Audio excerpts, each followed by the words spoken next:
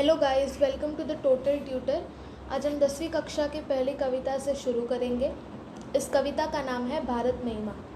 इसके कवि है जयशंकर प्रसाद जी। जयशंकर प्रसाद जी आज तक के हिंदी साहित्य के महानतम कवियों में से एक माने जाते हैं। उनकी रचनाओं में सर्वत्र भारत के गौरवशाली अतीत, ऐतिहासिक विरासत के दर्शन होते हैं। पहले मैं कविता एक बार पढ़ती हूँ। हिमालय के आंगन में उसे किरणों का दे उपहार, उषा ने हस्त अभिनंदन किया और पहनाया हीरक हार। जगे हम लगे जगाने विश्व, लोक में फैला फिर आलोक। व्योमतम पुंज हुआ तब नष्ट, अखिल संस्कृति हो उठी अशोक। विमल वाणी ने विना ली, कमल कोमल कर में सप्रीत। सप्त स्वर सप्त सिंधु में उठे, छिड़ा तब मधुर साम संगीत। विजय केवल लोहे की नहीं, धर्म की रही धरा पर धूम। भिक्षु होकर रहते सम्राट, दया दिखलाते घर घर घूम। गौरी को दिया दया का दान, चीन को मिली धर्म की दृष्टि। मिला था स्वर्ण भूमि को रत्न, शील किसी हल को भी सृष्टि। किसी का हमने छीना नहीं, प्रकृति का रहा पालना यही। हमारी जन्मभूमि थी यही, कहीं से हम आए थे नहीं। चरित थे पुत्र भुजा में शक्ति, नम्रता रही सदा संपन्न। हृदय के गौरव में था गर्व, किसी को देख न सके विपन्न। हमारे संचय में था दान, अतिथि थे सदा हमारे देव। वचन में सत्य हृदय में तेज, प्रतिज्ञा में रहती थी टेव। वही है रक्त वही है देश, वही साहस है वैसा ज्ञान। वही है शांति वही है शक्ति, वही हम दिव्य आर्य संतान। जिए तो सदा इसी के लिए, यही अभिमान या हर्ष। निछावा करते हम सर्वस्व, हमारा प्यारा भारतवर्ष। तो इसकी पहली दो पंक्तियां हैं। हिमालय के आंगन में उसे किरणों का दे उपहार, उषा ने हंस अभिनंदन किया और पहनाया हीरक हार। तो कवि जयशंकर प्रसाद जी कहते हैं कि भारत देश की महिमा का गुणगान, हिमालय भारत देश का ताज है।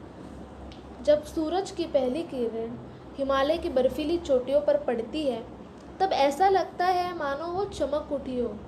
और ऐसा हर रोज़ होता है।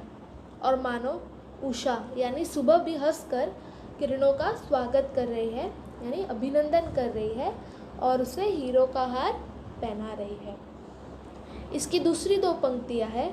जगे हम लगे जगाने विश्व, लोक में फैला फिर आलोक।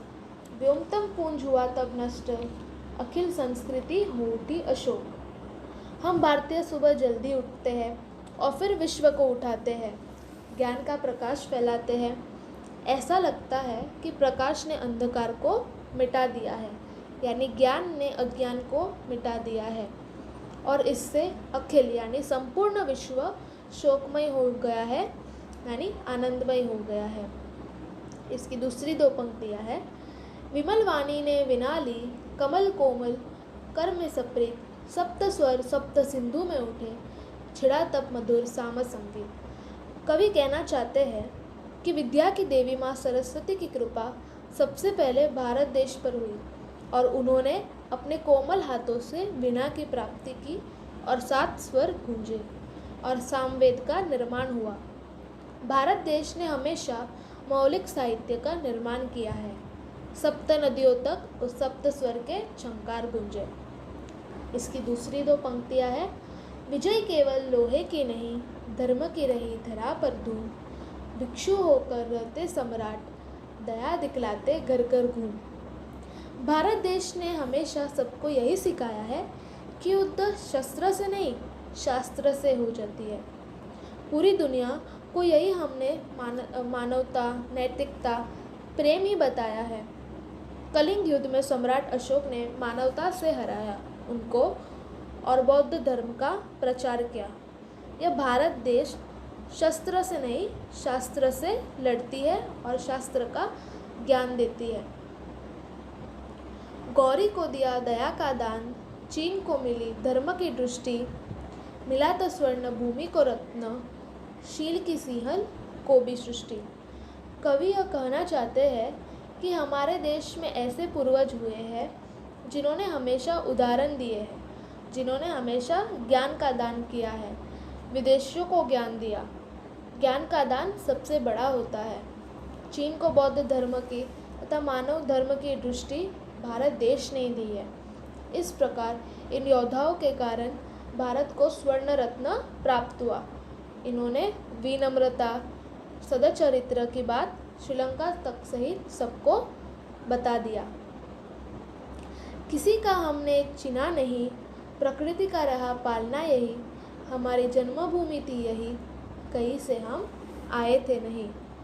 इसका भावार्थ कुछ इस प्रकार है, भारत देश ने इतने युद्ध किए पर आज तक किसी युद्ध में हमने दूसरे देशों पर आक्रमण करके उनसे उनका सम्मान नहीं लिया हो या कभी उनको लूटा नहीं है, जैसे विदेशियों ने हमारा भारत देश के साथ किया था।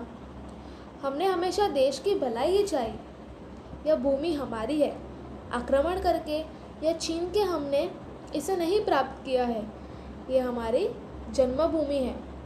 चरित्र पुत्र भुजा में शक्ति, नम्रता रही सदा संपन्न, हृदय के गौरव में था गर्व, किसी को देख न सके विपन्न। भारत देश ने हमेशा वीरता, नम्रता, पवित्रता जैसे गुणों से संपन्न रही है। इस भारत की भूमि पर गौरववीर पैदा हुए हैं और इस बात का हमें सदा गर्व रहा है। और हम भारत देश के वासी की विशेषता यही है कि यहाँ हर व्यक्ति संतोष से अपना जीवन व्यतीत करता है और यहाँ कोई किसी को विपन्न में नहीं देख सकता, यानी दुख में नहीं देख सकता।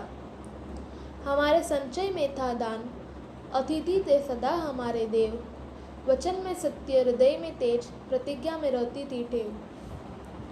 कवि कहना चाहते हैं कि हमने हमेशा दानत्व भाव की वृत्ति रखी है या अतिथि को हमने ईश्वर का स्थान दिया है। यही हमारी संपत्ति है। या अतिथि की सेवा की जाती है, वचन का अनुपालन किया जाता है। एक बार जो चीज़ ठान ली वह करके ही रहते हैं। ऐसे जीवन मूल्यों की हमने सीख दी है और यही हमारी टेव है, यानी आदत है। वही है रक्त, वही है देश, वही साहस है वैसा ज्ञान, वही है शांति, वही है शक्ति, वही हम दिव्य आर्य संतान। कवि जयशंकर प्रसाद जी ये कहना चाहते हैं कि आज भी यहाँ वीरता, ज्ञान, शांति, शक्ति, आज भी हम गौरव की बातें करते हैं और उन्हीं की हम संतान हैं, यानी उन्हीं महान पूर्वजों की हम आर्य संतान हैं। आखिरी दो पंक्तियाँ हैं, जिए तो सदा इसी के लिए, यही अभिमान रहे यह हर्ष, निछावर कर दे हम सर्वस्व, हमारा प्यारा भारतवर्ष। तो आखिरी दो पंक्तियों में कवि जयशंकर प्रसाद जी कहना चाहते हैं कि हमारा इतिहास हमेशा गौरवपूर्ण रहा है और यही दुनिया के लिए एक मिसाल है और इस बात पे हम भारतीयों को बहुत अभिमान है। हमें अपने देश पर नाज है, प्रेम है। समय आने पर हम जान भी दे सकते हैं इस देश के लिए और हम इसकी गौरव गरिमा को कभी ठेस नहीं आने देंगे। यह देश ही हमारी शान है।